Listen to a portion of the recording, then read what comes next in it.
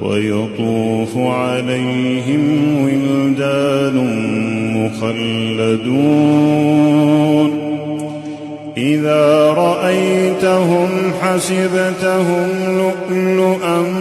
منثورا وإذا رأيت ثم رأيت نعيما